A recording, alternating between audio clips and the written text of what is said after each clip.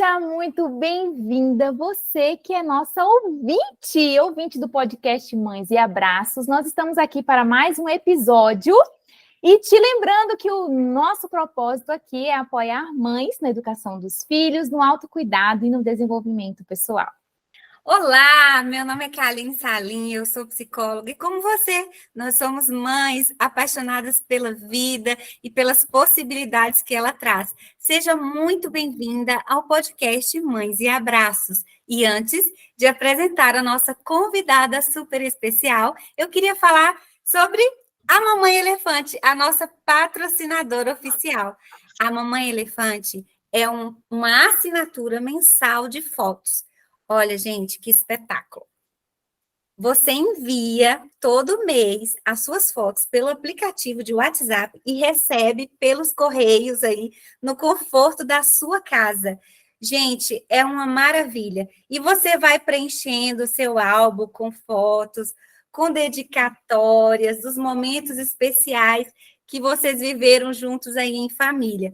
E você, ouvinte do podcast Mães e Abraços, tem um desconto, no primeiro mês da assinatura, você ganha 10 fotos adicionais. Então, não perca tempo, vá lá no Instagram, no perfil da Mamãe Elefante e não esquecem de falar que é ouvinte do podcast Mães e Abraços. E agora, eu queria chamá-la para se apresentar e para brilhar no palco do Mães e Abraços. Chega mais, minha querida, uma Nutri que nós amamos ela, nós participamos de um grupo de leitura juntos, e ela é espontânea, ela é cheia de vivacidade, de originalidade, ela é uma doçura. Chega mais, minha querida, e se apresente no podcast Mães e Abraços. Olá, tudo bem? Eu sou Cláudia Causa, sou nutricionista infantil. Já quero agradecer essas duas maravilhosas que, esse ano apareceram aqui na minha vida, Kaline e Deise. Obrigada pelo convite. Estou assim super feliz de poder estar aqui compartilhando um pouquinho aí do meu conhecimento, das minhas experiências. Então, eu acho que vai ser muito bacana, assim. Eu sou nutricionista infantil, como eu já falei, eu trabalho de uma forma online, mas de uma forma bem acolhedora com as famílias, com as crianças.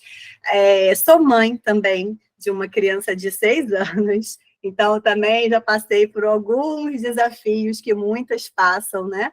Por aí, inclusive na alimentação, né? Esse maternar aí que a gente tem, a alimentação também é uma grande questão, não é porque eu sou nutricionista que aqui em casa roda tudo às mil maravilhas, não. Temos alguns percalços aí no caminho, mas a gente vai sabendo, né? Vai lidando com esses desafios.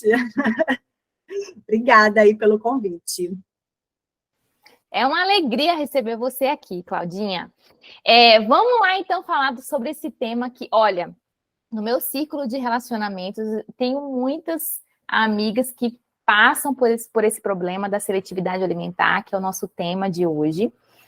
E vamos começar logo já falando o que é e o que não é a tal da seletividade alimentar. Fala pra gente, Claudinha, o que é, né, para que a gente entenda, porque às vezes a gente se desespera com pouca coisa. Mas vamos entender melhor o que isso significa. Exatamente, às vezes você tocou logo no ponto aí, às vezes a gente se desespera por alguma coisa que nem é a seletividade, né?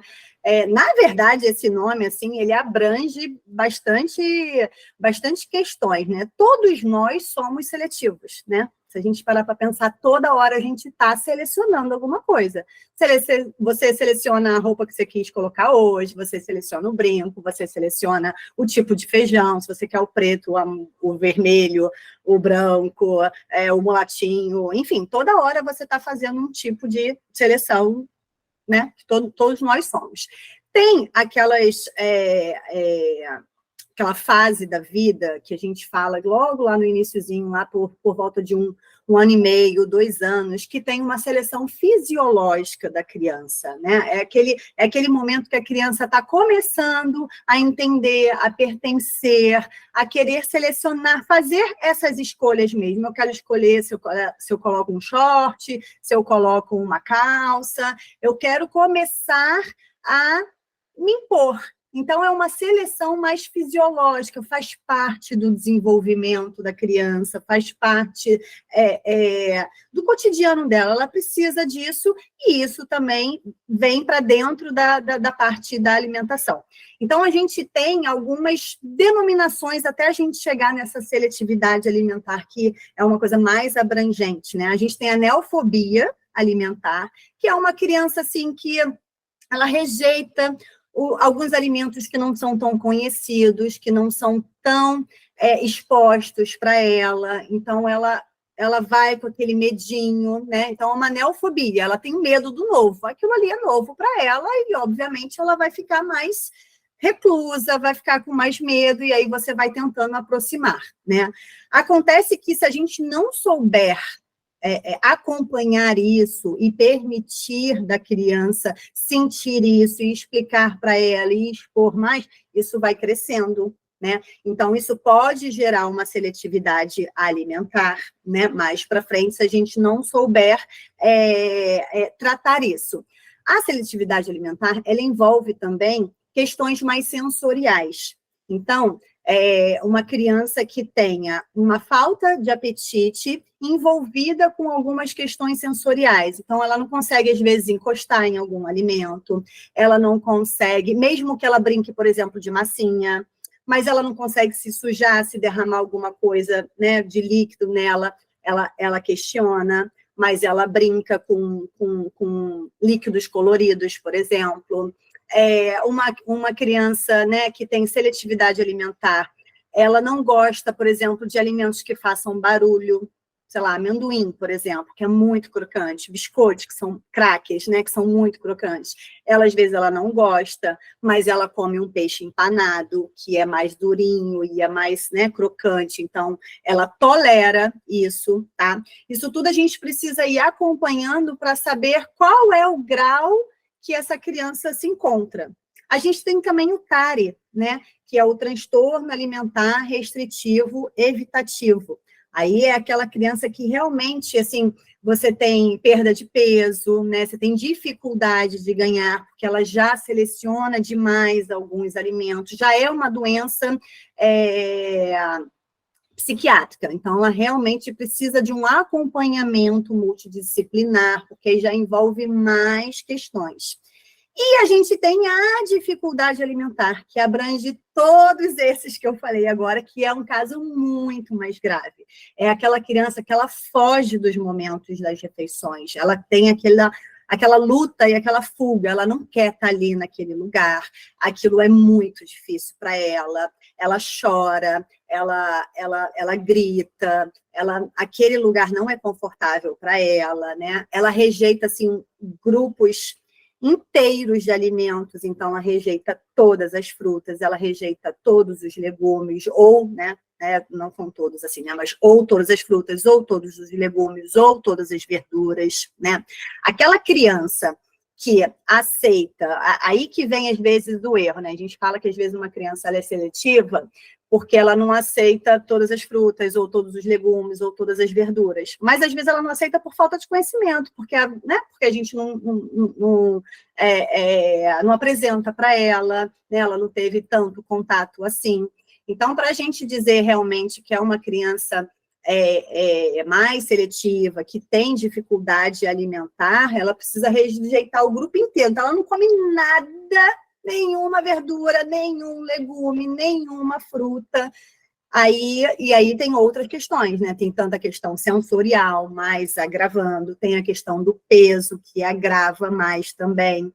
Então, assim, é uma característica que a gente precisa ter outros também profissionais envolvidos, tanto para tratar, quanto para, se for necessário, fazer o diagnóstico dessa criança. Tá? Sempre um trabalho multidisciplinar, a gente vai ter um resultado mais efetivo.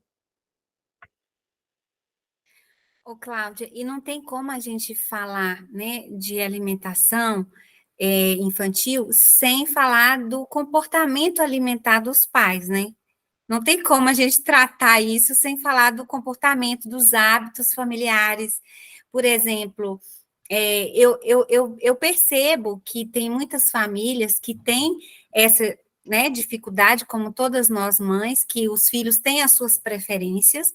Então, tem mãe que fala assim: meu filho não come, não gosta de fruta.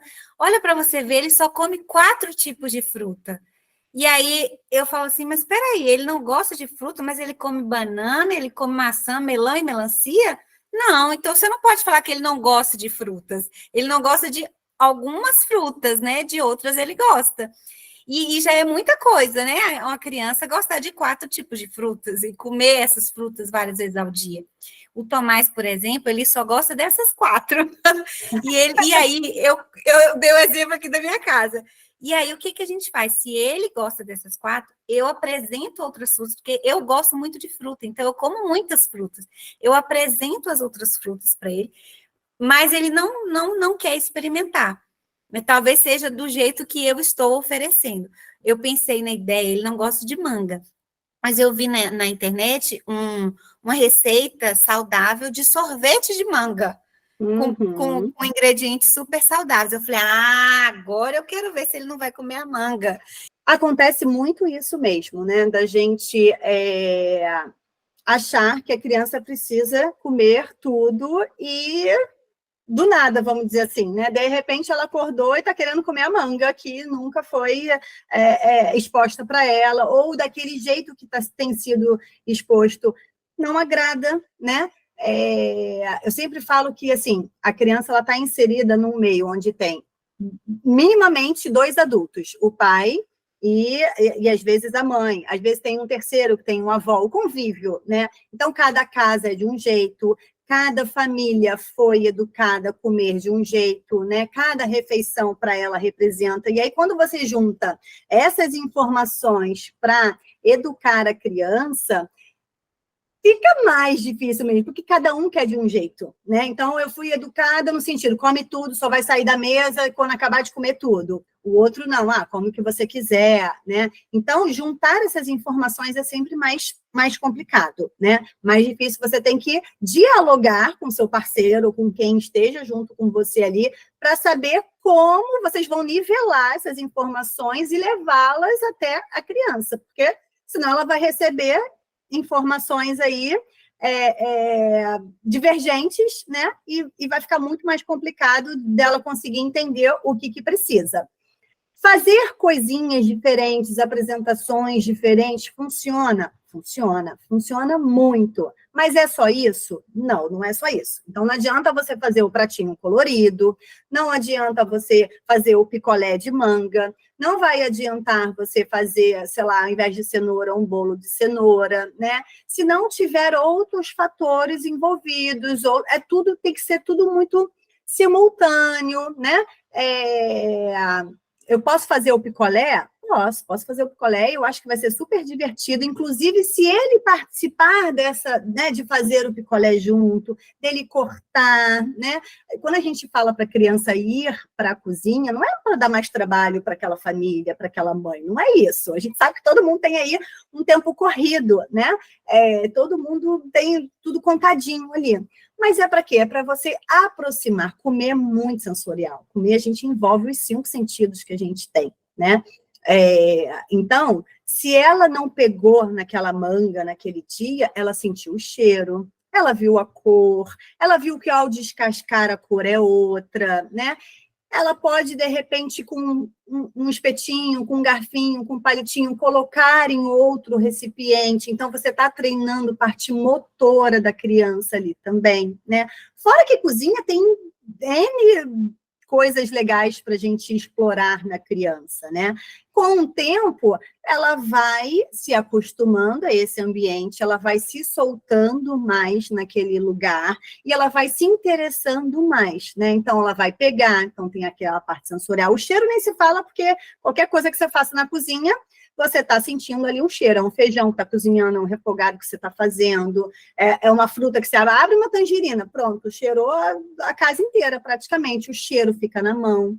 Então, você tem que perceber qual que é o limite da sua criança, né? O que ela consegue naquele momento, naquela fase que ela está, o que ela tolera, o que é confortável para ela. Então, tudo isso você vai sentindo. Se você falar para ela, pega aqui e ela não pegar, tudo bem, ó, você consegue espetar? Dê opções para ela. Você consegue pegar na colherzinha? Então, a gente vai dando opções para a criança poder estar sempre envolvida nisso. A cozinha é um desses exemplos, né? O corte das frutas, né? A forma como a gente prepara é outro exemplo. Joguinhos são outros exemplos que a criança não precisa sentir cheiro, não precisa pegar, não envolve a parte sensorial, mas ela aprende no visual ali, né? Então, eu sei um joguinho de memória, um joguinho de jogo da velha, um joguinho de dominó, né? Então, a gente está ali, frutinha com frutinha, né? Trabalhando as frutas, as cores com ela. Tudo muito mais lúdico, funciona muito para as crianças, né? Elas gostam muito disso, quando a gente, eu ainda falo assim, que quando a gente não tem esse tempo, talvez, de fazer o picolé ou de fazer o pratinho mais arrumadinho, a gente passa a bola para a criança. Filho, será que você não consegue esse alface aqui virar? Ele pode virar o quê? Nossa, eu acho que ele pode virar um cabelo. Aí você já meio que passa a bola para a criança, né? Será que ele vira um cabelo no meu prato ou no seu prato?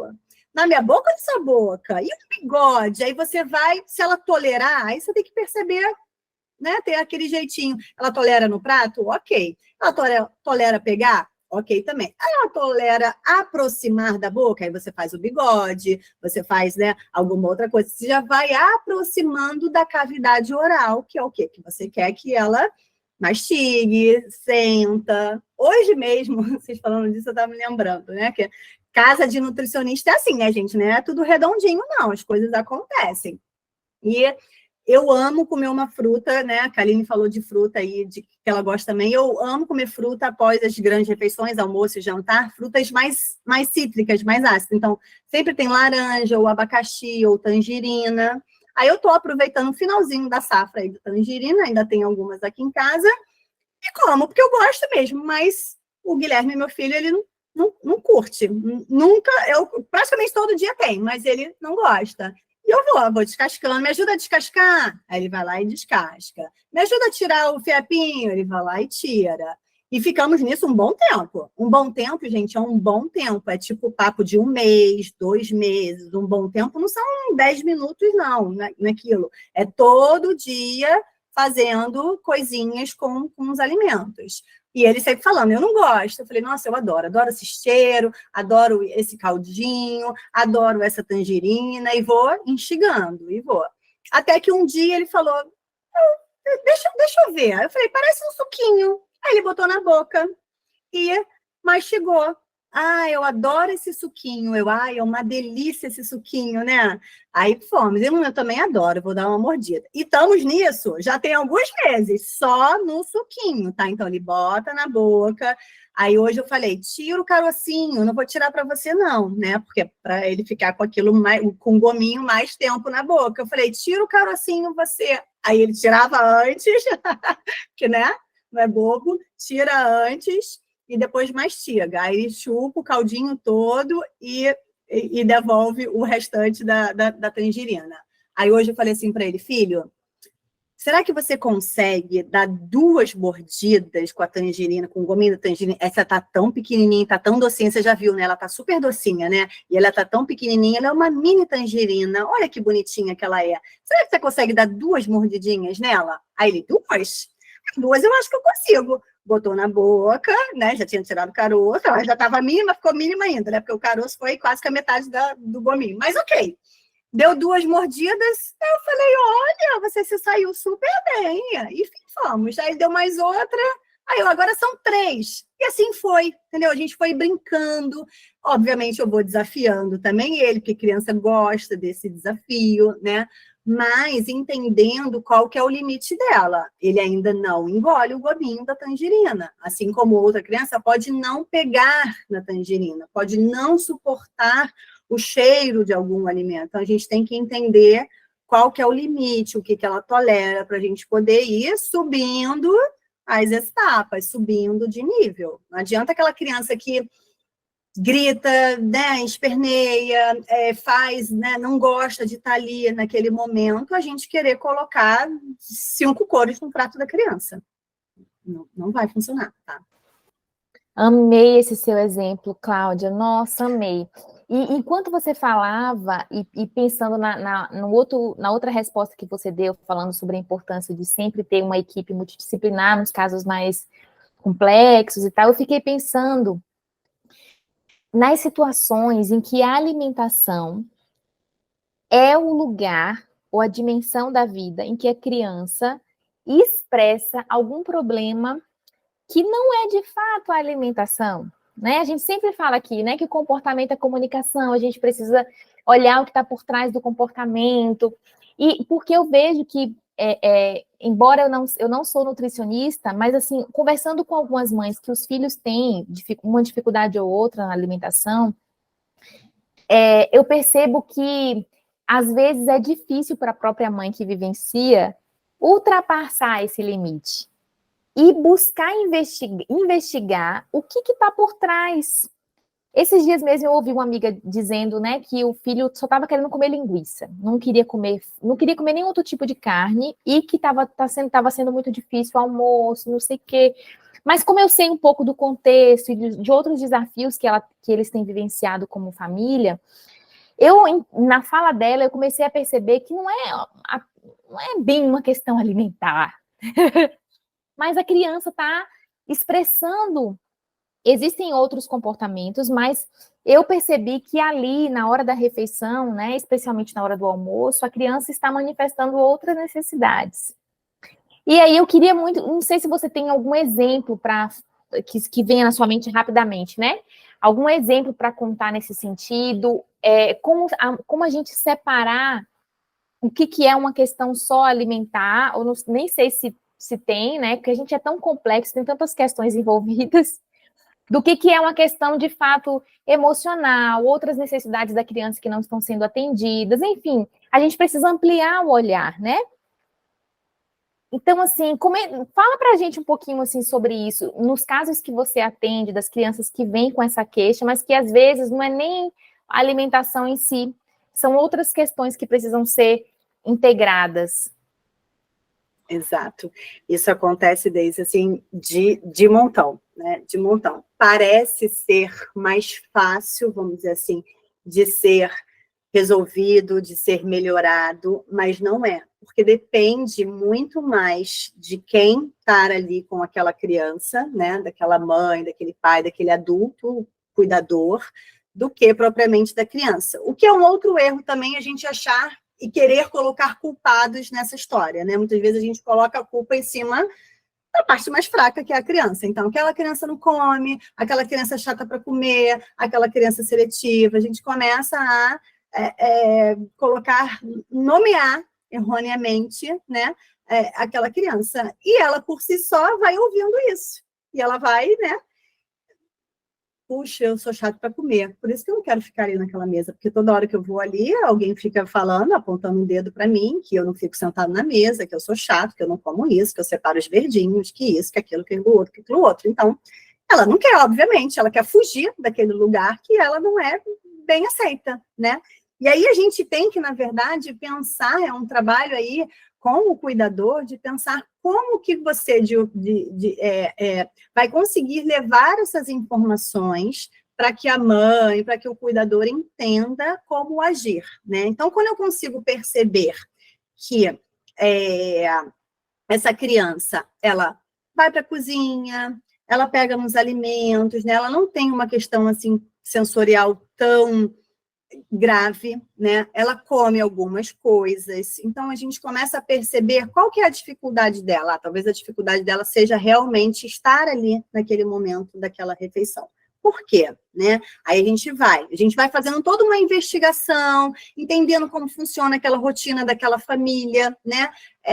Então, algumas perguntas nos atendimentos, elas são exatamente para você captar essas informações, né? Entender como que é o funcionamento disso, né?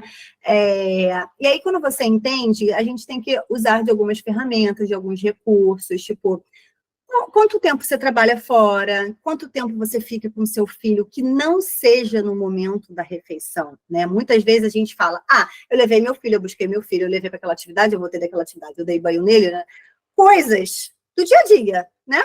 Que, tipo, precisam acontecer. Eu preciso supervisionar o banho, eu preciso supervisionar a escovação de dente, eu preciso ver a agenda, o uniforme, blá, blá, blá, blá, blá. Coisas que envolvem a dinâmica, né, de um dia a dia familiar. Mas em que momento você ficou com seu filho? Você abasteceu ele, né, do seu contato, né, do seu tempo? Você assistiu um filme com ele? E aí rola aquele silêncio, né? Porque a gente para pensar, a gente fala, gente, eu fiz um monte de coisa para ele, por ele, mas eu não fiquei com ele, né, com a criança, eu não abasteci isso. Então, na hora da refeição, a criança, às vezes, ela não sabe se expressar, ela não sabe dizer o que ela quer. Às vezes ela está morrendo de fome, ela quer comer alguma coisa, mas ela não está conseguindo dizer, né, para o adulto, às vezes até para ela mesma, que ela não quer aquilo ali naquela hora, né? Ela quer um abraço, ela quer uma voz mais calminha, ela quer um momentozinho, né, um colinho, e às vezes a gente não está disponível, às vezes a gente está o quê? Vamos logo, porque você entra na escola a tal hora, tem que sair, eu coloquei o almoço atrasada, né? Botei, porque quem tem que gerenciar esse tempo aí somos nós adultos, né, cuidadores, então, e vamos, engole logo essa comida aí, se não comeu também vai com fome, se vira lá na escola, e eu vou botar na agenda que não comeu nada, e a escola se vira para dar alguma coisa, né, ou vamos logo comer um lanchinho no carro, uma mamadeira, seja lá, vou bater tudo na mamadeira, é o que acontece, vou bater tudo na mamadeira, porque aí eu vou ficar mais tranquila que pelo menos ele comeu alguma coisa. Isso acontece muito. E a gente tem que trabalhar o quê? 5 minutinhos do seu dia para poder ficar com a criança, 10 minutinhos. Se você não tem meia hora, fraciona de 5 em 5, de 10 em 10, né? Dê aquele abraço. Será que seu filho é do abraço? Aqui em casa a gente é muito do abraço. É abraço, é apertar, é dar beijo. E eu vejo isso refletindo nas amizades. Ele abraça as meninas, ele abraça os amigos, ele é super carinhoso. Aí eu fico, gente, agora eu tenho que ensinar outra coisa, né? Mas aí é uma outra, né? Não é não, né? Toda hora que todo mundo quer ser abraçado, enfim, né? Coisas que a gente vai pensando a respeito disso. Mas a gente precisa, com todo esse olhar, assim, informar para essa família que ela precisa dar mais tempo mesmo de qualidade para essa criança. Muitas vezes a mãe fala assim, nossa, mas ela come super bem com a babá, ela come super bem com a avó, ela come super bem com a avô. Por quê? Porque a avó se enfia debaixo da mesa para dar comida para a criança? Não, porque a avó está ali o tempo todo, porque a babá está ali o tempo todo, porque ela não tem, talvez, outras questões para resolver, questões de casa, questões de trabalho, né? Esse é o trabalho dela, ficar com a criança, né? Então, a gente precisa administrar. Aí eu sempre falo que eu chamo de o tempo do coração, né? Ou eu falo para a mãe, ó, chame, nomeie como você quiser. Eu chamo o tempinho do coração, coloco um reloginho bonitinho, em formato de coração, e mando para a mãe, para ela sempre lembrar, ó, esse aqui você vai administrar esse seu tempinho aí, é o tempo do coração. Caso você queira dar outro nome, fale com a sua criança, fale com seu filho, ó, agora a gente vai ter aqui, sei lá, 5 minutinhos, por mais que a criança não saiba, né, o relógio, quantos 5 minutos, ela sabe que você vai estar ali para ela.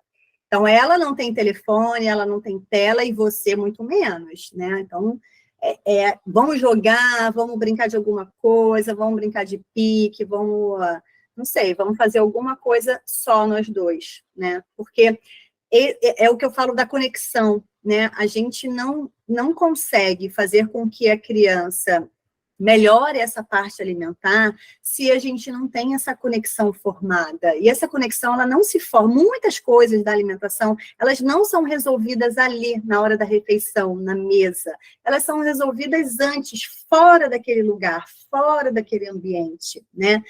A parte sensorial mesmo, que a gente falou lá de trabalhar lá na cozinha, ela pode sim ser trabalhada na cozinha, pode sim ser trabalhada na mesa, mas é muito mais abrangente se você conseguir trazer essa conexão para fora daquele ambiente. Esses dias você falou de exemplos, eu estava conversando com uma paciente, a gente foi falando que, né, o filho não come na mesa, o filho não come no ambiente, ele vai para o quartinho dele, ele se isola na mesinha dele, né, tem todo ali um contexto. E eu fui falando para ela você faz a refeição na mesa? Ah, eu também faço no sofá. Então tá, então vamos tentar trazer isso para a mesa, os dois sentados, cada um arruma um pouquinho, um dia ele arruma, outro dia você arruma a mesa, né? Ele monta, ele arruma. E aí, numa das consultas, ela falou assim para mim, olha, para mim é muito difícil sentar na mesa, porque eu sempre comi muito sozinha, eu não tinha ninguém para ficar comigo, eu me lembrei da minha infância, do porquê eu saí da mesa, né? Por que eu não quis, meu filho foi para um lado, eu fui para o outro, não tem essa coisa de sentar à mesa, porque eu ficava sozinha na mesa. E aí eu falei, pronto, então vamos desconstruir isso. O sentar à mesa é uma figura, né? Representa sentar vocês dois. Não necessariamente precisa ser a mesa. Então, vamos sentar junto no sofá, vai você para o quarto dele, sentar na mesinha dele, vai fazer um piquenique lá na varanda, coloca uma toalha diferente, pega uma louça que de repente ninguém nunca usou, desconstrua isso, né? O sentar à mesa, ele pode ser figurativo, ele significa que vocês dois vão fazer a refeição juntos, não importa se vai ser na mesa, quadrada, redonda, retangular, que você tenha na sua casa, esquece ela, então vamos fazer ela no sofá, bota a toalha ali e faz no sofá. Então, entender o que acontece na rotina dessa família para a gente conseguir com as suas, cada um com sua particularidade, né? Tem gente que não tem mesa. E aí? Você vai falar para a criança, compra aí uma mesa, né? Compra aí 4 lugares, pelo menos, para todo mundo sentar. Não faz parte, né? Então, vamos desconstruir. O sentar à mesa é comer todos, pelo menos, juntos, para a gente ter possibilidades novas dessa criança estar ali. O lugar que nós cometemos mais violências com os nossos filhos é assuntos relacionados à escola e à alimentação. Eu acho que esses 2 lugares aí, essas 2 dimensões, são os lugares em que nós cometemos mais ameaças, mais chantagens, onde a gente ultrapassa o limite da criança, onde a gente não enxerga a criança, as necessidades daquela criança, escuta o pedido que aquela criança está fazendo relacionado ao próprio corpinho dela, né? A própria necessidade de fome, por exemplo. Então, a criança muitas vezes fala assim que ela não está com fome, ou ela não quer determinado alimento, e a gente força, não, mas você vai ter que comer para você ganhar tal coisa, para ganhar a sobremesa. Olha como nós somos tão violentos, né, e cruéis com as crianças, ultrapassando o tempo todo os limites dessa criança, né? E qual a sensação que a gente deixa para essa criança dentro dessa relação? Eu não sou vista, eu não sou respeitada, eu não sou considerada, né? Então, as minhas necessidades não são importantes. Eu tenho que passar por cima daquilo que eu estou sentindo, né, para agradar a minha mãe, para agradar o meu pai. Eu preciso fazer a vontade do outro. Então, é muito legal a forma como você coloca, né? De muitas vezes a gente, se a gente quer algo, a gente vai conseguir aquele algo. É o exemplo que você deu da tangerina. Você vai conseguir, mas não é no seu tempo, né? Não é desrespeitando a criança, né? Tudo faz parte de um processo. E às vezes a gente tem muita ignorância, sabe? Porque você falou de separar os verdinhos. Quando eu era criança, gente, eu separava todos os pimentões, todas as cebolas e todos os verdinhos do prato. E hoje eu sou adulta e na minha comida, eu faço comida, na minha comida não pode faltar cebola, nem pimentão e nem cheiro verde, porque eu adoro essas coisas, né? Então a gente fica assim, achando que, peraí, se eu permitir que o jantar ela faça no quarto, o que será da minha filha? Ela vai virar uma adulta que não vai conseguir sentar à mesa para comer. E isso não é verdade. Calma, gente, calma, tá? A mãe fica sofrendo e pensando lá na frente. Se eu não abrir mão disso aqui, o que será que vai acontecer com meu filho? E não é bem assim, né? Exatamente. Aí tem 2 pontos, né, que a gente pode pensar. deixar o tempo da criança, né, permitir que ela faça essas escolhas, não significa que você não está ajudando, né, ouvindo essa criança. Não é largar. Ah, é uma fase. Não, não é uma fase. Seletividade alimentar não é uma fase. Comportamentos, né, não são uma fase. São algo que a criança... Não tem como a gente falar de seletividade também se a gente não estudar um pouco sobre desenvolvimento da criança. Então, a gente tem que saber sobre essas fases. Ah, mas eu preciso estudar, eu, mãe, minha área é outra, não tem nada a ver com a área de saúde. Bom, minimamente, você vai vendo que você talvez precisa ler algumas coisas, mas para isso existem também os profissionais que podem te ajudar com essas questões, tá? Então, não é deixar de lado, ela vai fazer o que quiser, quando virar adolescente vai estar trancando a porta do quarto na minha cara e fazendo todas as refeições lá. Não é.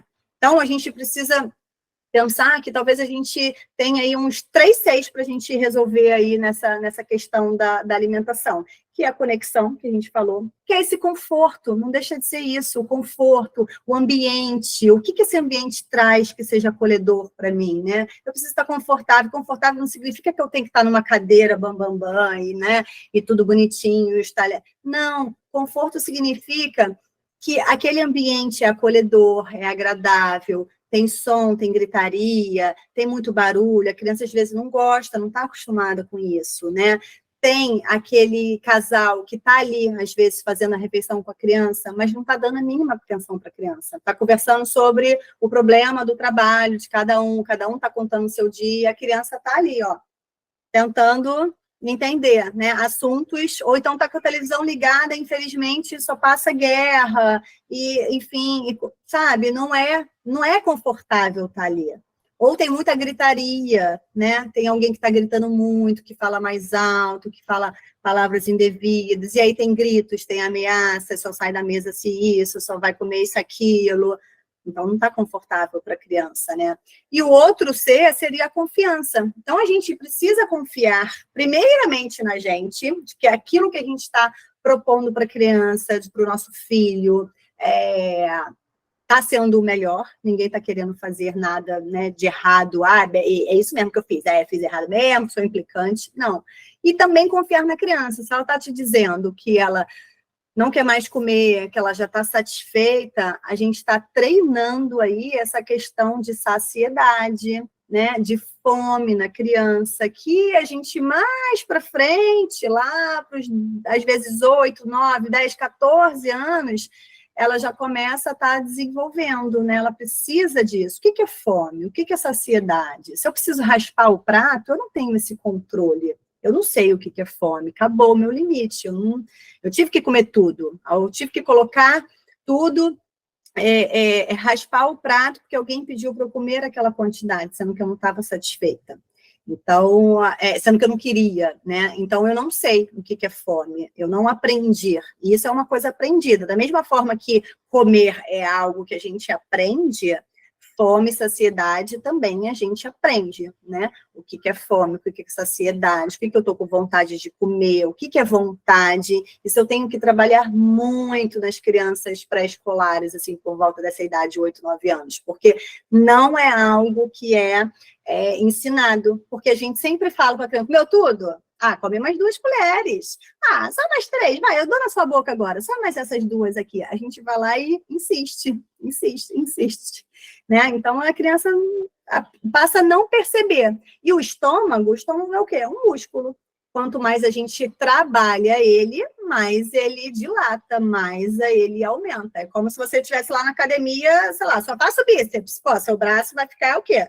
Grande, né? Minimamente, faz 10 agachamentos, tem aquele pump, né, que a galera da esportiva fala, né? Ah, fiz 10 agachamentos, fiz não sei o quê, é isso. O músculo é a mesma coisa. Então, quanto mais a gente come, mais ele vai dilatar e mais ele vai crescer, né? Então, cada vez você vai incentivando de uma forma errada a criança a comer mais para te satisfazer, porque foi você que fez, porque você colocou o pratinho, porque eu fiz com o maior carinho, né? Então, tudo isso, você vê que são várias causas que a gente precisa acompanhar e não é fácil, eu reconheço que não é fácil, né? A gente realmente, Kaline, a gente violenta às vezes as nossas crianças. Eu mesmo, volta e meia, me pego, filho, mais 2 colheres, para a gente ter certeza de que a criança, em vez de perguntar, né? Aí às vezes Aí um dia ele falou assim para mim, você sempre fala para eu comer, ainda cruzou os braços assim, você sempre fala para eu comer mais 2 colheres. Ué, né, filho, você tem razão. Então tá, tudo bem. Você já está satisfeito, né, filho? Aí eu engoli seco, né? Por quê? Porque a gente foi criada dessa forma. Então, a gente repete, né? Os repertórios que a gente ouvia. Então, come tudo. Minha mãe era dessa, vai sair da mesa e quando comer tudo. Aí, o que minha irmã mais velha fazia? Botava o dela no meu prato. Aí, eu tinha que ficar lá, ó, um tempão, comendo aquela montanha, porque não era minha. Eu já não queria a minha, mas eu tinha que comer a minha dela, porque ela foi esperta, botou o dela no meu prato, né? E aí, a gente repete essas coisas com os nossos filhos. Então, eles, né, vão entendendo. Você sempre fala isso. Eu falei, então tá, então agora eu vou te perguntar se você está satisfeito. Você está satisfeito? A próxima refeição, é sempre bom também, uma outra sugestão da gente lembrar as crianças e lembrar as famílias que a gente pode fazer. Ó, a cozinha, ela não é um restaurante 24 horas. Ela não está aberta e disponível a hora que você quiser. Ela tem horários que abrem. Quais são os horários? O horário, aí a gente vai intitular de acordo com a rotina da família. Então, ela vai abrir no café da manhã, ela vai abrir no almoço, ela vai abrir no jantar. Então, você está satisfeito aqui no seu almoço? Tá tudo bem? Barriguinha tá feliz? A próxima refeição vai ser a hora do jantar. Depois que você fizer isso, isso, isso e aquilo. Tudo bem? Você aguenta até esse horário? Então, tá bom. Então, estamos terminados a refeição. E bola para frente. E não abre essa cozinha também, né? Porque aí fica naqueles lanchinhos intermináveis que acontecem no horário da tarde aí, que a gente sabe. Eu estava no clube com uma amiga minha, ela é psicóloga também, né? E ela educa de maneira respeitosa, neurocompatível e tal. E o filhinho dela de 5 anos. Aí ele almoçou e ele veio assim para brincar com meu filho. E aí eu falei assim: ah, e aí, Vi, você comeu tudo? Aí ele virou e falou assim: eu comi até ficar satisfeito. Aí, na hora, eu percebi o quanto a minha fala foi inapropriada, né? Porque a gente fica com esse negócio, essa violência, né? De que se a criança comeu tudo, ela merece parabéns, ela merece sobremesa, ela agradou os adultos e está de parabéns. Se ela não comeu tudo, que decepção, não vai ganhar sobremesa, né? Então, na hora que ele falou aquilo, gente, ele me ensinou. Ele me ensinou. E o meu filho, ele tem a mania de quando ele está satisfeito, ele tem a mania de falar assim: eu estou com dor de barriga, a minha barriga está doendo, para eu respeitar o limite dele. Mas aí eu estou ensinando ele a dizer assim: filho, em vez de você dizer que a barriguinha está doendo para você não comer mais, quando você não quiser comer mais, você fala assim: mamãe, eu já estou satisfeito, né? Eu já estou tranquilo, eu não quero mais comida, tá bom? Porque ele não sabe ainda comunicar, né? Então ele fala alguma coisa para dizer: para, eu não quero mais comida. Alguma coisa bem impactante, né? Para ninguém insistir mais.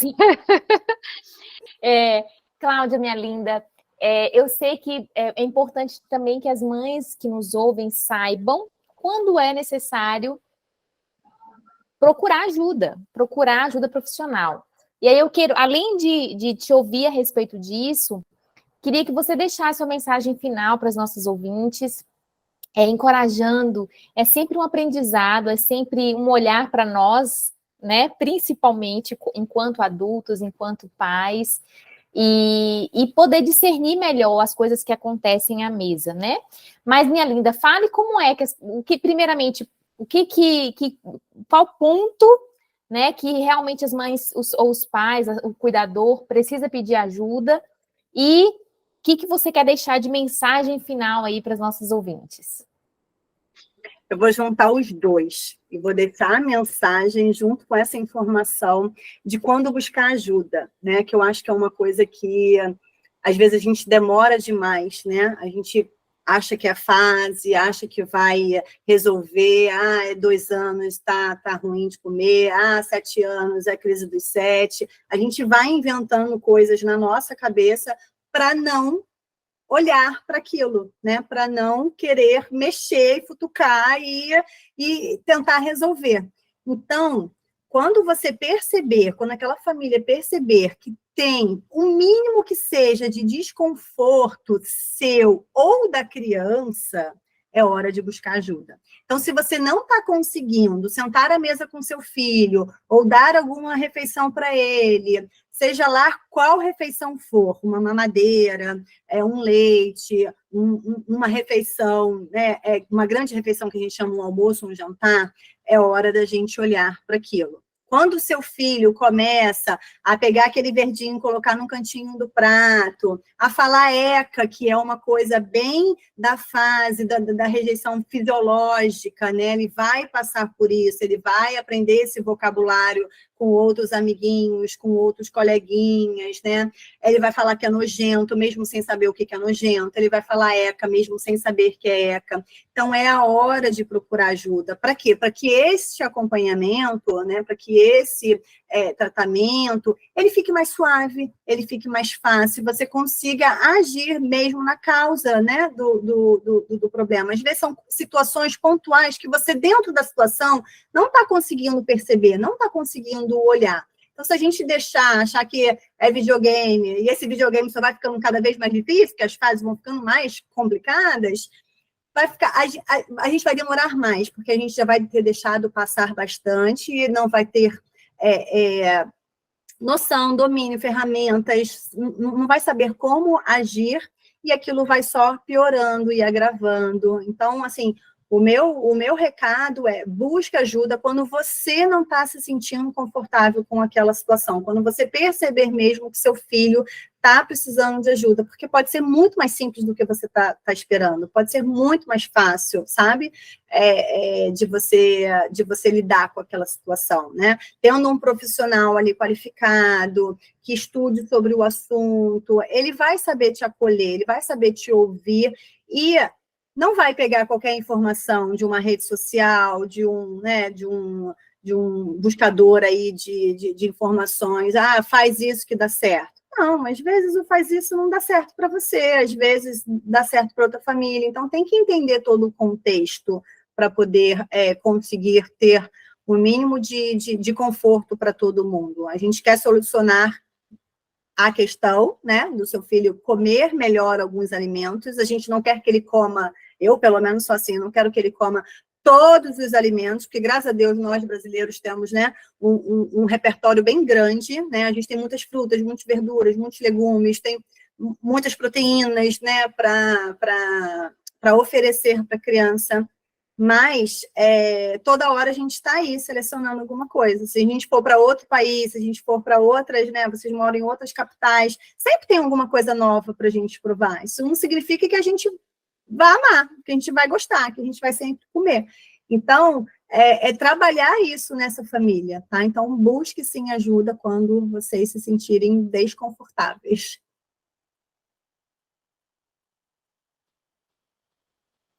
Cláudia, fala pra gente como é que a gente te encontra, como que a gente te acompanha, e para as mães que estão passando por essa dificuldade, né? Como que elas te acham, como é feito seu atendimento, explica tudo aí pra gente.